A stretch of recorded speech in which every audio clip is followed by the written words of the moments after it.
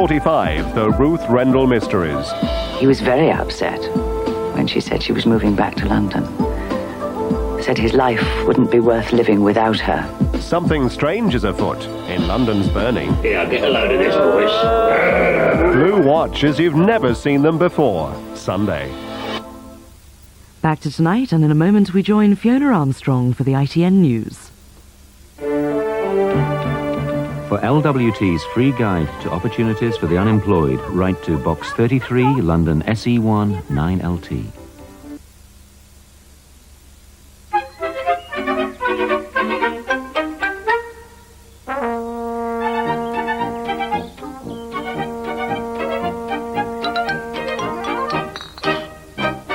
Two semi-skimmed, one silver top, number 18. Rice pudding tonight. Lads, what are you playing at? You know they're away for a fortnight. Next door want 2 extra. Go on then. Whatever your order, your milkman can deliver all the fresh milk you'll ever need. Empties.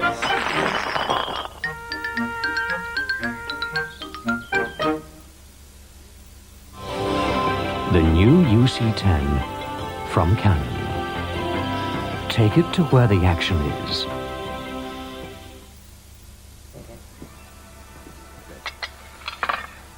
So much for willpower. What? Rice pudding and jam. Not on, Mum. They're Weight Watchers. Weightlifting? What side's that on? No, Mum, we're talking about rice pudding. It's not on, Gran. What? Weightlifting. No, dear, we're talking about rice pudding. Rice pudding? And jam. So much for willpower. Rice pudding and jams from Weight Watchers from Heinz. What's all this fuss about being green? You've been returning our bottles for years. John Thor is back in an entirely new role. Kingsley Amis's Stanley and the Women begins soon on ITV. On the right side of the law with the wrong attitude. Young Guns, tonight, 9:05. Movies are free on ITV.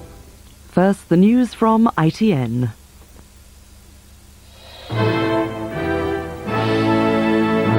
The news from ITN. St Albans bomb, 2 who died were probably terrorists. Iranian newspaper hints Terry Waite may soon be freed. The people of Dubrovnik inspect the damage to their city. And the Arsenal goal scorer whose performance upset the police. Good evening. Detectives believe that 2 people killed in a bomb attack in St Albans may have been IRA terrorists who'd been planting the device. The Blues and Royals Army Band and an audience of 350 people escaped injury. The blast was in an empty building in St Albans city centre, a few yards from the hall where the band was playing. Detectives are certain this was the work of the IRA. More than 5 pounds of Semtex packed into a bag, which exploded as it was being primed, blowing glass all over the precinct. The target a few yards away, St Albans Arena Concert Hall, in which the band of the Blues and Royals were playing in front of 350 people. The bomb exploded at 6 minutes to 10, 6 minutes before the concert was due to end, when the audience would have been leaving. 2 people were killed instantly. Detectives are certain they were in the act of preparing the device when something went wrong. No warning was given of any device being planted at all. And obviously, from the nature of the injuries, it is very likely, as we see it at this stage, that the 2 people who were deceased were handling, tampering, or in some way looking at the device when it exploded. As forensic teams arrived, concert-goers recounted how they had felt the force of the blast. Well, it was just an almighty bang, and the hall literally shook. The glass went everywhere and we just run literally straight into the middle of the road to get out the way. All afternoon, the police scoured the high street for fragments of the bomb and the remains of those who died. Those who saw the scene were shocked. It is really too gruesome to describe in detail, but the police are marking it out into areas, meticulously photographing, mapping each fragment in each area and then clearing them up and taking them away. Tonight, the area remains sealed off. The search teams will be back tomorrow. Elsewhere, the anti-terrorist squad are involved in intensive inquiries. Police now want to find the car and the safe house the bombers used. In the meantime, they're warning people to be extremely vigilant in the run-up to Christmas. Robin White, ITN, St Albans. Thousands turned out in Belfast today for the funerals of 4 Protestants shot dead by the IRA on Wednesday. The funeral processions of all 4 joined up at a cemetery in the east of the city. The human cost of Northern Ireland's bloodiest 48 hours of sectarian violence in recent times. The service for Billy Kingsbury was held at his home in South Belfast, his coffin draped with the flag of the local Loyalist Orange Order. His funeral formed a joint cortege with that of Sammy Mahaffey. The 2 men were murdered together by the IRA, who also shot a 5-week-old baby the men were feeding. The baby's family was among the hundreds of people who walked through the exclusively Protestant streets in the so-called village area. The baby herself, Terry Louise White, is still seriously ill in hospital. Meanwhile, a lorry full of flowers followed the coffins of 2 brothers, Stephen and Ken Lynn, gunned down by the IRA also on Wednesday evening as they renovated a bungalow in the staunchly loyalist Ballysillan area. The vicar at the private service said mourners were glad to see stricter security on the streets in the wake of the heightened violence. Democratic Unionist leader Ian Paisley was among those at the graveside as all 4 of the victims were buried at the same cemetery. Jonathan Munro, ITN, in Belfast. An Iranian newspaper has hinted that the British hostage Terry Waite, who was kidnapped in Lebanon nearly 5 years ago, could soon be freed. The Tehran Times says that 2 Western hostages, a Briton and an American, will be released, but it gave no detailed timetable. The newspaper has been accurate in some previous reports about the release of hostages. Terry Waite, who disappeared almost 5 years ago, is now the only Briton held hostage in Beirut. If the report in tomorrow's Tehran Times is to be believed, his captivity could soon be over. The English-language paper says, "Our correspondent reported that the captors will release 2 Western hostages, 1 British and 1 American, on humanitarian grounds." It goes on to say the kidnappers would most probably give priority to a Briton. The Tehran Times has been right in the past when predicting a hostage release, but there have also been occasions when it was wrong. According to the paper, United Nations envoy Gian Domenico Pico, who's been negotiating the release of hostages, has already arrived in Damascus, which is where most of the freed hostages have made their first public appearance. The United Nations tonight confirmed that Pico was in the Middle East, but would not say where. One of his most difficult tasks has been to restart the slow and complex exchange of prisoners between Israel and the pro-Iranian Hezbollah. It's this which holds the key to any further Western hostage release. Terry Waite's family tonight reacted with caution to the latest reports. The rumours have been flying for some days now, apparently, that someone was going to come out within the week, which would mean maybe Monday or Tuesday. I just hope for some family somewhere tonight, their ordeal is beginning to come to an end. The Foreign Office also gave a guarded welcome, saying they were working with the UN to secure the release of all hostages. Fighting has continued in Yugoslavia despite a new EC ceasefire which came into effect a few hours ago. Battles raged all day around the East Croatian town of Vukovar, and a key strategic town nearby was reported to have fallen to the federal forces.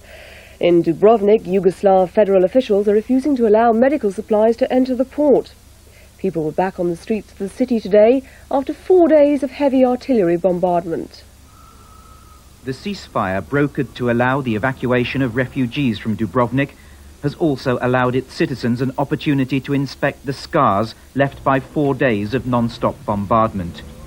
The worst damage was inflicted around the new harbour. Hundreds of shells fell here. 3 days after the attack, fires were still burning. In the old port outside the medieval city, an unexploded rocket embedded in the centuries-old stonework.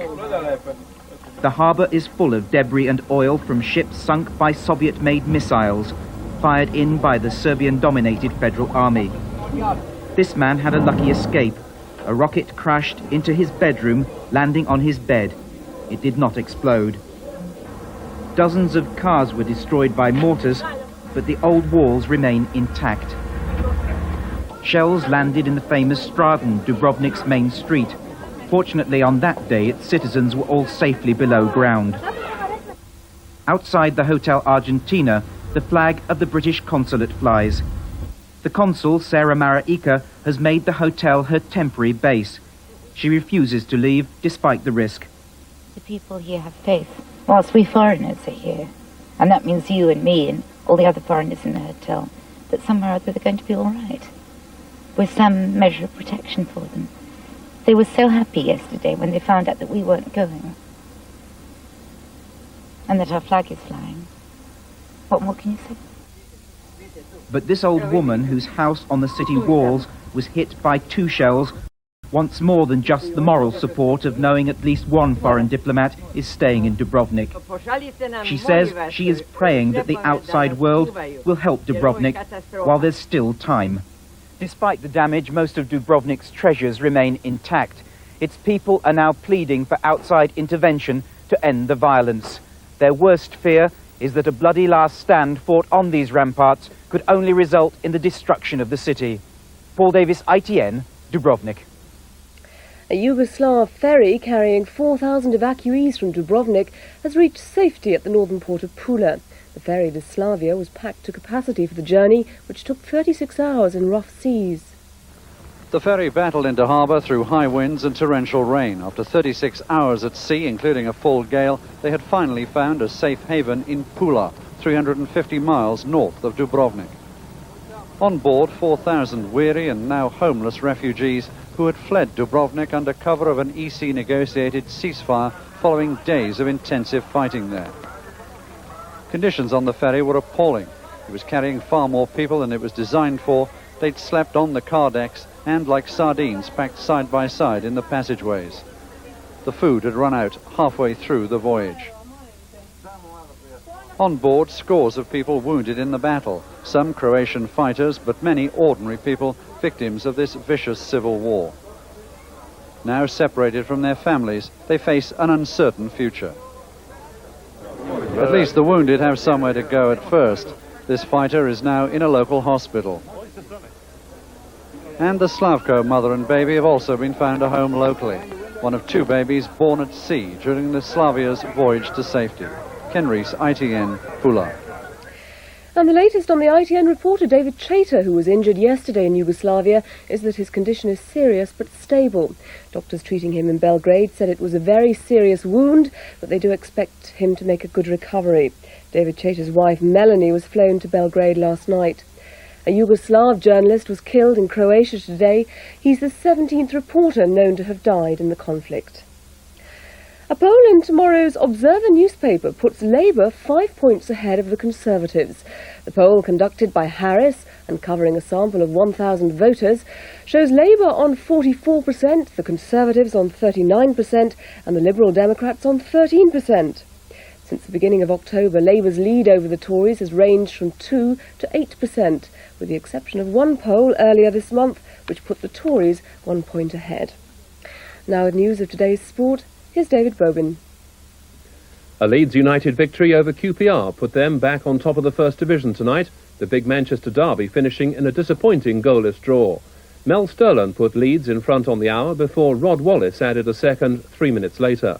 Arsenal struggled at Oldham, but Ian Wright's late equaliser earned a draw.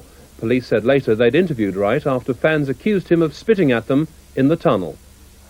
Arsenal's first aim today was to avoid a 4th defeat in a row, but 2 minutes in, Oldham's Marshall almost exposed one of their big problems, a back four which is easily led astray. But the champions hit back in simple style, an air raid from which Smith almost set up a goal for Wright.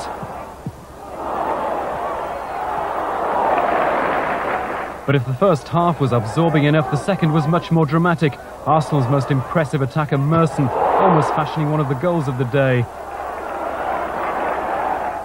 Then the breakthrough, but not from Arsenal, from the home side.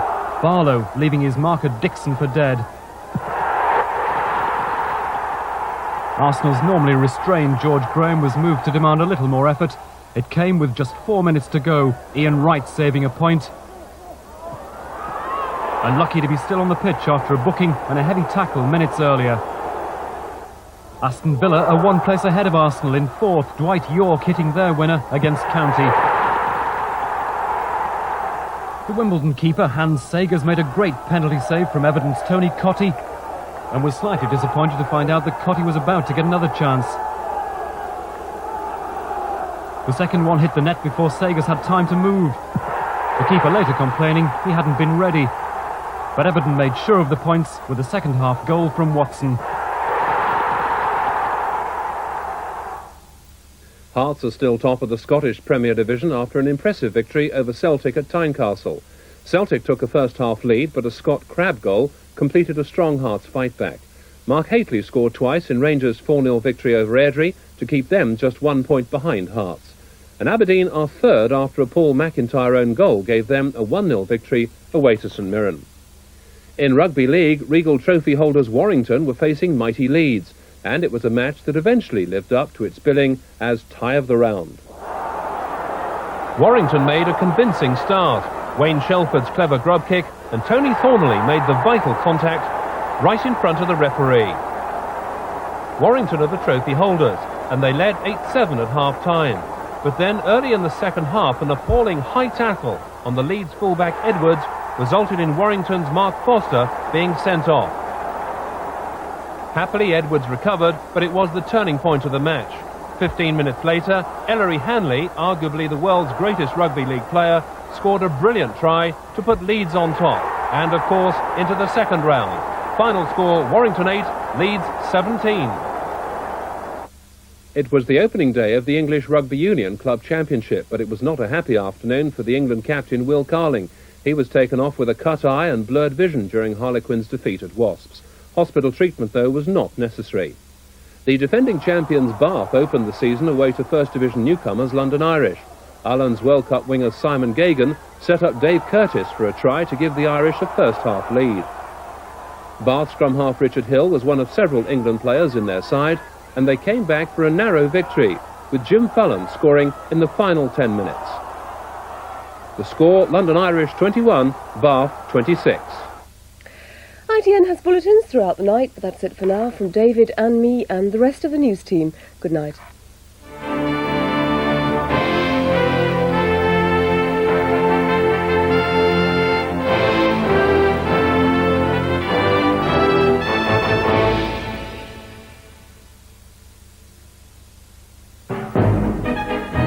Are the Tory opponents of European Union being crushed? I'll be interviewing Cecil Parkinson, one of Mrs. Thatcher's closest allies, on Sunday at 1:10 on ITV.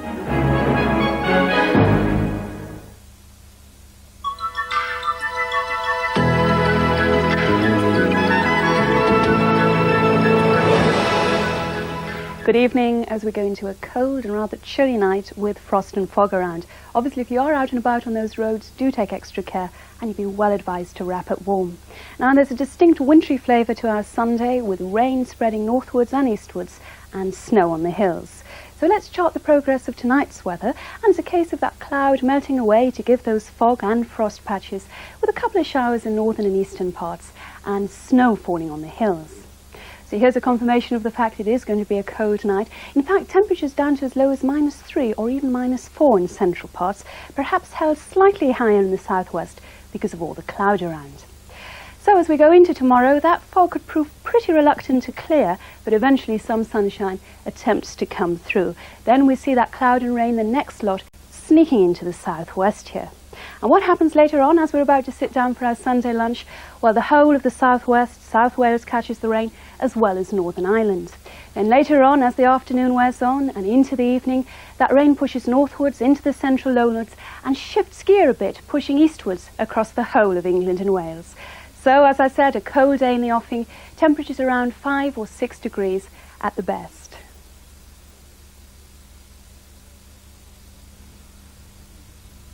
In a few moments, our Saturday movie, the hit western Young Guns in Nikam stereo.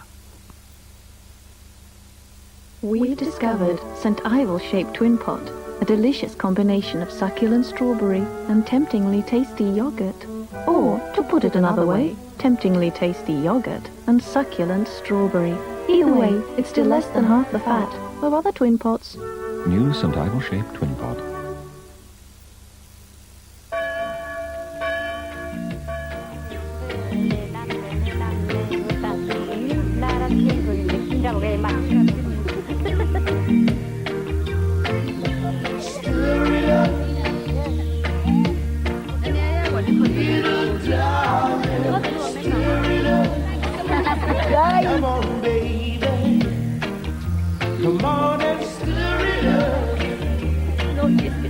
What's said over coffee the world over is much the same, but the coffees themselves are surprisingly different. Lion's 100% pure Colombian, Guinean, and Costa Rican.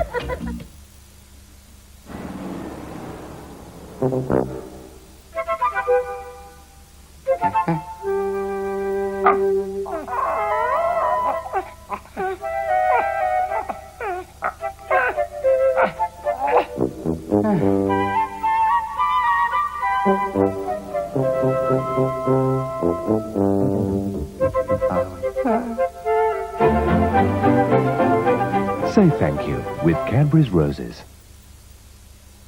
British Airways has some very good news for people who fly regularly. Air miles. You get them if you fly to the States, Glasgow, even if you fly Concorde. Wherever. And here's the really interesting part. You can use them for free flights almost anywhere in the world. For the whole family. You haven't got a passport, have you, Keith? Ah, sorry, Keith. Air miles from the world's favourite airline. For details, call 0800 100 108. What do you want then, Jed? Can I have a pint of Webster's, Tom? No, Jed. It's not can. It's may. May I have a pint of Webster's? Okay. May I have a pint of Webster's? No, you cannot.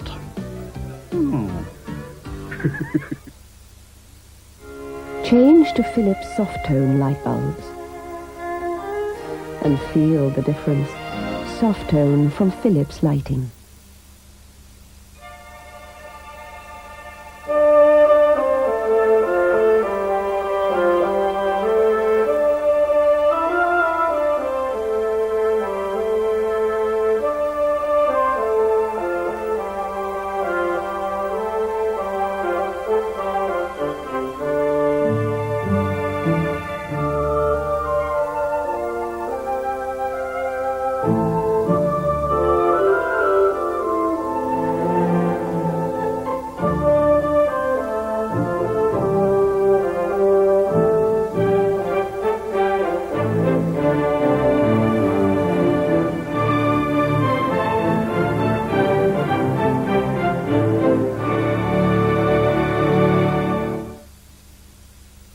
Come on and be my little good luck charm. You don't need luck. You need a Pentax.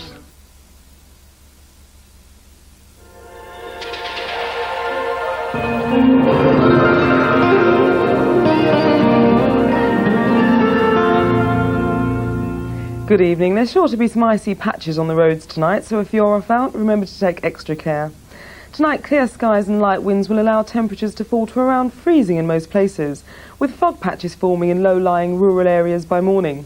Tomorrow early morning mist and fog will lift slowly, but most places will be dry with some bright or sunny periods.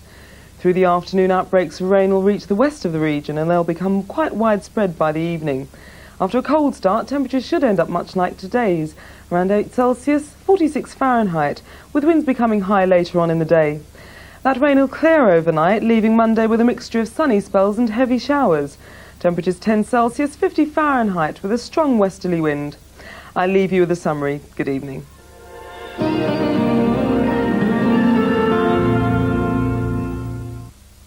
From the heart of London's West End, in the presence of their Royal Highnesses the Prince and Princess of Wales, the Odeon Leicester Square is the venue for the 1991 Royal Film Performance.